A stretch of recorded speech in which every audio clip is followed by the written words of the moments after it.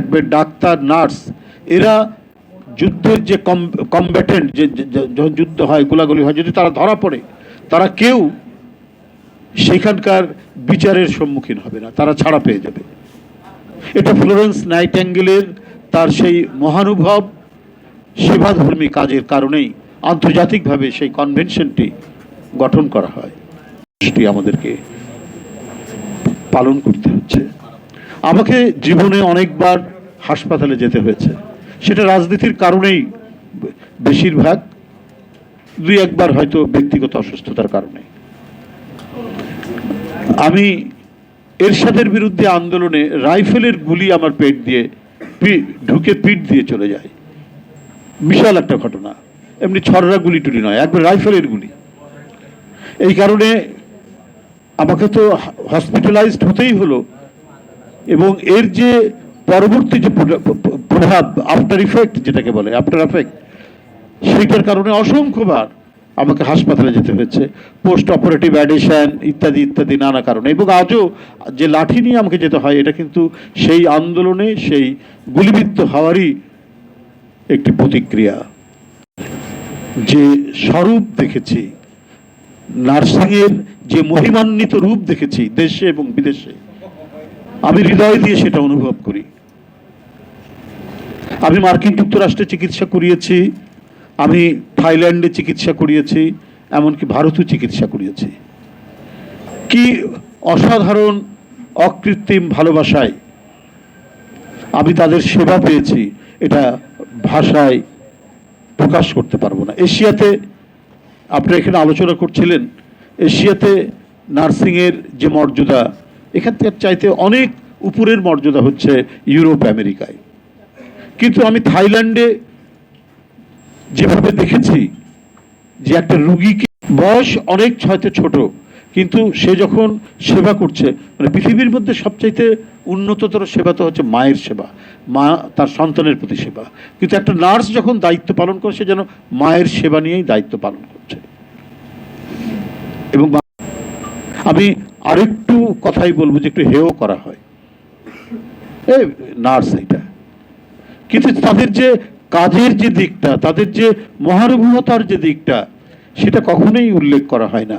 সেটাকে কখনোই আমরা আমাদের স্বচ্ছ চোখে দেখে তাদের যে সামাজিক মর্যাদা, এরাও কিন্তু নার্সিংয়ের উপর গ্র্যাজুয়েশন আছে, নার্সিংয়ের উপর মাস্টার ডিগ্রি আছে, তো সেগুলো তারা করছেন। তারপরেও কিন্তু কেন জানি একটা মানে বৈষম্য ক্রমাগতভাবে আমরা বাংলাদেশ না, এশিয়ার মধ্যেই সেটি দেখা যায়। আমি ইন্ডিয়াতেও চিকিৎসা করেছি, সেখানেও দেখেছি যে হয়তো আমাদের চাইতে কিছুটা ইমপ্রুভড, কিন্তু সেই রকম মর্যাদার আসনে তারা আসন গ্রহণ করতে পারেননি, সেটা একটা বড় দিক। তো সেই ক্ষেত্রে আমি যতটুকু জানি, যতটুকু দেখি, যে যারা চিকিৎসা ব্যবস্থায় সবচেয়ে বড় অবদান রাখেন ডাক্তারদের পরেই, এবং যারা ডাক্তারদের ব্যবস্থাপনা অনুযায়ী রোগীকে সুস্থ করার একটা সিংহভাগ দায়িত্ব যাদের, তারা অনেক দিক থেকেই বঞ্চিত। আমি আজকেই একটা পত্রিকায় পড়ছিলাম যে 14 গ্রামে হেলথ কমপ্লেক্সে 30 জন নার্সের দরকার, সেখানে অর্ধেকের নার্স সেখানে নেই, 30 জনের মধ্যে অর্ধেকের নার্স তাদের নেই। এবং যারা আছে তারা আবাসনের কোনো ব্যবস্থা নেই, অর্থাৎ তাদের যে বেডের হিউম্যান ইন্ডেক্সে, মানুষ হিউম্যান ইন্ডেক্সের যে সূচক, ইন্ডেক্সে যদি নিচের দিকে থাকে হিউম্যান ডেভেলপমেন্টটা, মানুষের উন্নয়নটা, তাহলে কিসের উন্নয়ন? যে দেশের মানুষ তার প্রয়োজনীয় খাবারটা কিনতে পারবে না তার বেতন থেকে, তার সন্তানদের স্কুলে বেতনটা নিশ্চিত করতে পারবে না, বই কলম খাতা কিনতে পারবে না তার বেতন থেকে, তাহলে উন্নয়নটা কিসের? কয়েকটা মানুষ কোটি কোটি টাকা, শত শত কোটি টাকা উপার্জন করে বিদেশে পাচার করবে। এই বাংলাদেশ ব্যাংকের একটা প্রতিবেদন দেখলাম, শুধু ব্যাংক খাত থেকেই 5 লক্ষ কোটি টাকা পাচার করা হয়েছে, শুধু ব্যাংক খাত থেকেই। এবং 3 লাখ টাকা একেবারে সরাসরি পাচার, আর 2.5 লাখ টাকা, 5.5 লক্ষ কোটি টাকা, আর 2.5 লক্ষ কোটি টাকা সেটা নানাভাবে জালিয়াতি করা হয়েছে। এটা একটা বাংলাদেশ ব্যাংকের একটা রিপোর্ট, এটা এমনি কোনো রাজনৈতিক কোনো বাগাড়ম্বর কথা নয়, সেখানকার রিপোর্ট। এই এই এই মানে 15 বছর 16 বছরে শেখ হাসিনার আমলে এই কাজটি করা হয়েছে। এই সমস্ত এই যে মেগা প্রজেক্টের নামে এই কাজগুলো করা হয়েছে, অর্থাৎ মেগা প্রজেক্টের নামে টাকা পাচার। এর যদি 10% এই যে টাকা পাচার হয়েছে, এই যে টাকা জালিয়াতি হয়েছে, সব সুদ্ধা 5.5 লক্ষ কোটি টাকা, এর কিছু অংশ দিলেই তো আমাদের স্বাস্থ্য খাত অনেকটাই উন্নত হতো, অনেকটাই আমাদের মানে সাধারণ মানুষ স্বাস্থ্য সেবার মধ্যে তারা যেতে পারত। এবং যে দেশের হিউম্যান ডেভেলপমেন্ট অগ্রগতি হয় না, সেটা তো উন্নত দেশ হতে পারে না, যতই আপনি উড়াল সেতু দেখান, যতই মেট্রো রেল দেখান।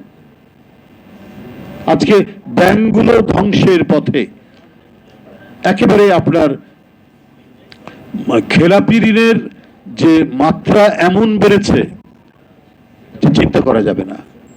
সময় করোনার সময় পর্যন্ত তারা জালিয়াতি করেছে করোনার সরঞ্জাম কেনাকাটা নিয়ে।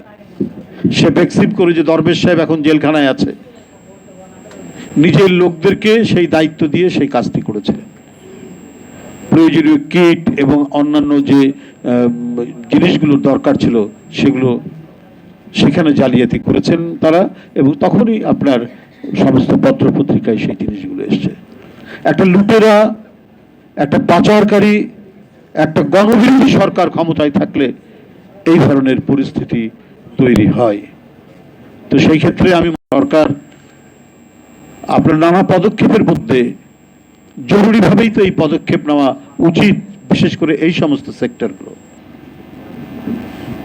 এবারও জানি না সামনের ইয়ে কি হবে, মানে বাজেট কিভাবে নিয়ে আসবেন, সংস্কারের নানা কথা বলা হচ্ছে এবং স্বাস্থ্য খাতের ব্যাপারে। তো স্বাস্থ্য খাত উন্নত করার জন্য বাজেটে যে বরাদ্দ রাখা দরকার, সেটা কতটুকু বরাদ্দ হবে আমরা জানি না, সেই পরিস্থিতি কোথায়। চেয়ারম্যান বারবার বিভিন্ন বক্তৃতায় তুলে ধরেছেন যে আমাদের সে মানে সেবা খাত, আমাদের স্বাস্থ্য খাত কেমন হবে, যে উজ্জ্বল দিকগুলি তুলে ধরেছেন। ইনশাল্লাহ যদি আমরা ক্ষমতায় আসতে পারি, তো আপনাদের এই সমস্ত যে দাবিগুলো আছে সেগুলো বাস্তবায়নের একটা বড় উদ্যোগ গ্রহণ করা হবে বলে আমি বিশ্বাস করি। আপনাদের সকলকে ধন্যবাদ।